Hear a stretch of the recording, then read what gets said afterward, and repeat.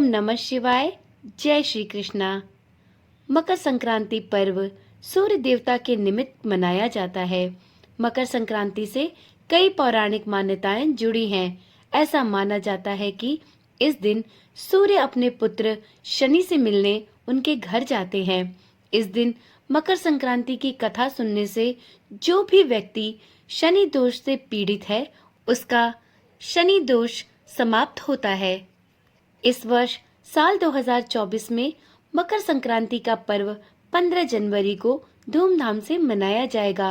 मकर संक्रांति के दिन सूर्य उत्तरायण होते हैं, यानी इस दिन सूर्य उत्तर दिशा की ओर बढ़ते हैं। ज्योतिष शास्त्र की माने तो इस दिन सूर्य मकर राशि में प्रवेश करते हैं। मकर संक्रांति के दिन से ही मौसम में बदलाव की शुरुआत होती है।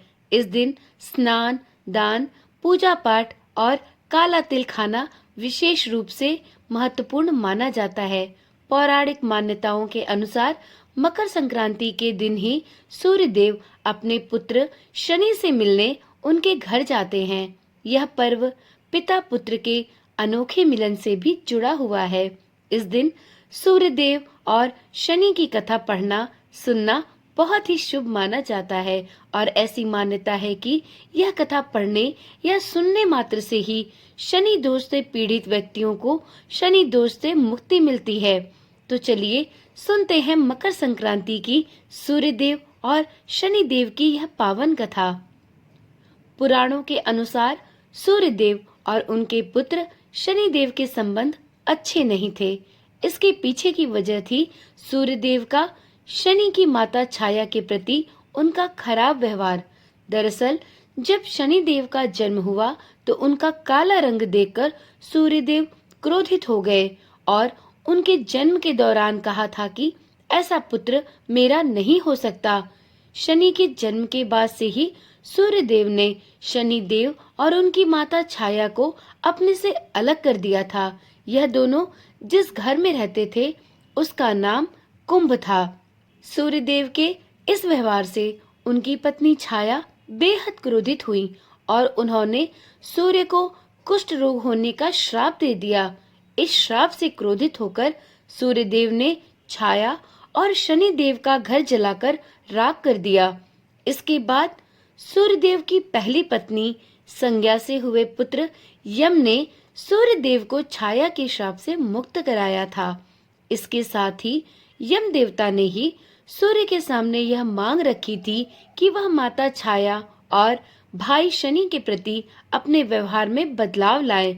सूर्य को भी अपनी इस गलती का एहसास हुआ और वह पत्नी छाया और पुत्र शनि से मिलने उनके घर पहुँचे। जब सूर्य देवता शनि महाराज के घर पहुँचे तो वहां पर जाके उन्होंने देखा कि वहां सब कुछ जलकर नष्ट हो गया था। सूर्य देव को देखकर शनि देव बेहद प्रसन्न हुए और काले तिल से अपने पिता का स्वागत किया था। शनि देव के इस व्यवहार से सूर्य देव बहुत प्रसन्न हुए। उन्होंने अपने पुत्र शनि को एक नया घर दिया जिसका नाम मकर था। सूर्य के आशीर्वाद से ही शनि देव 2 राशियों कुंभ तथा मकर के स्वामी हो गए। सूर्य ने शनि को आशीर्वाद दिया कि वो जब भी उनसे मिलने उनके घर आएंगे तो उनका घर धन धान्य से भर जाएगा।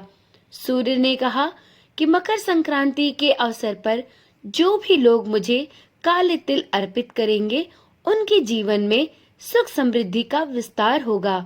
इसलिए मकर संक्रांति के अवसर पर सूर्य देव की पूजा में काले तिल का प्रयोग किया जाता है और ऐसा माना जाता है कि मकर संक्रांति के अवसर पर काले तिल के प्रयोग से व्यक्ति के घर में धन धान्य की कोई कमी नहीं रहती है। तो इसी वजह से मकर संक्रांति के दिन काला तिल सूर्य देव को अर्पित किया जाता है और सदियों से ऐसी मान्यता चली आ रही है कि यदि कोई व्यक्ति शनि दोष से पीड़ित है तो उसे मकर संक्रांति के अवसर पर सूर्य देव को काला तिल और जल अर्पित करना चाहिए। इससे सूर्य देव की कृपा तो मिलती ही है, साथ ही शनि देव की कृपा भी आप पर अवश्य बनी रहती है। तो उम्मीद करती हूँ वीडियो में सुनाई गई यह कथा आपको अवश्य ही रोचक और ज्ञानवर्धक लगी होगी। आज की वीडियो में इतना ही। फिर मिलते हैं एक नई कथा के साथ।